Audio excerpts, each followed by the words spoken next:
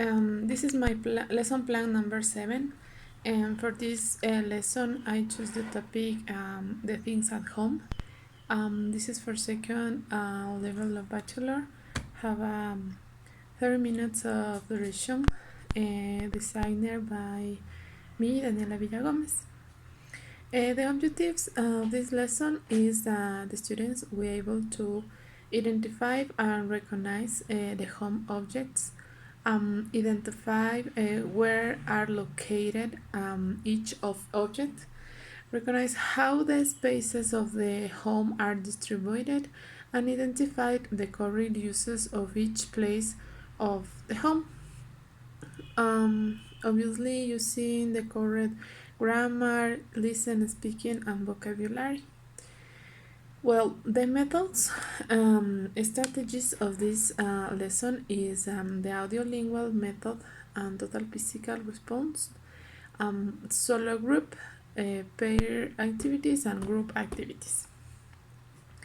This is ways of work were used in order of the necessities of the class. For the anticipatory set, I will play a video about the home objects.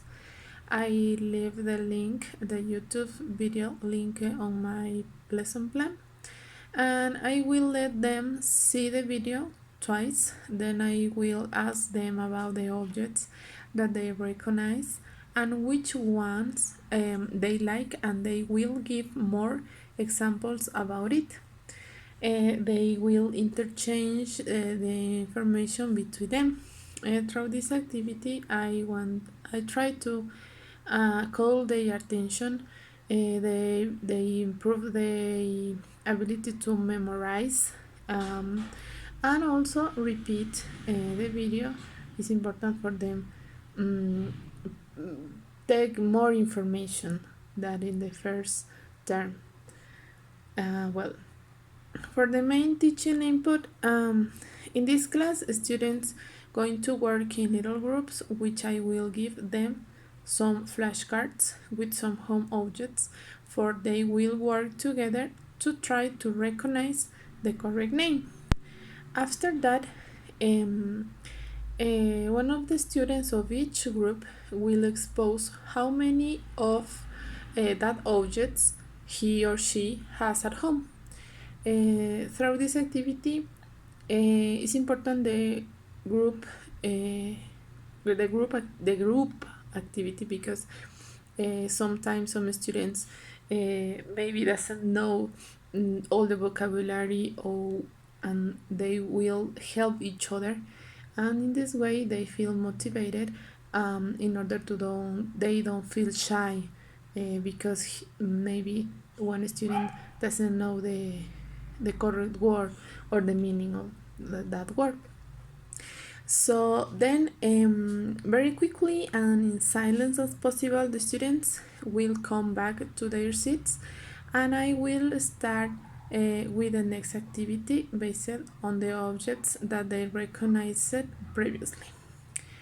On the board, I will paste a post where in the distribution of the house, like the kitchen, living room, bedrooms, etc. Then I will ask for some volunteers for pass to the front and locate the flashcard in the correct home place.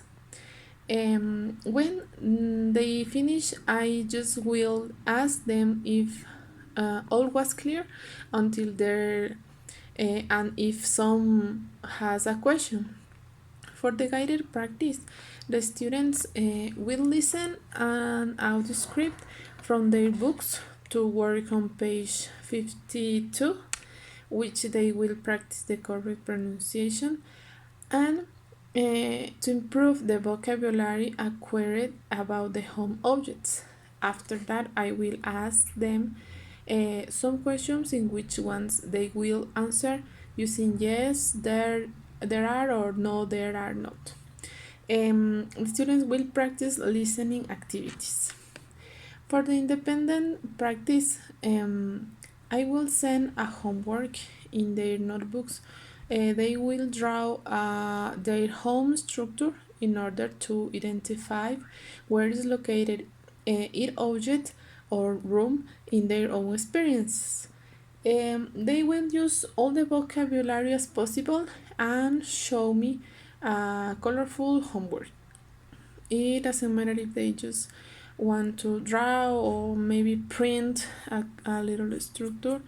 The objective is that they work in their own experiences in our homes, and this also motivate them to know about the vocabulary, the correct pronunciation, and the organization too. For the assessment, I will evaluate students through a listening activity which they have to locate the objects in the correct place according to the talker, like in front of, next to, behind.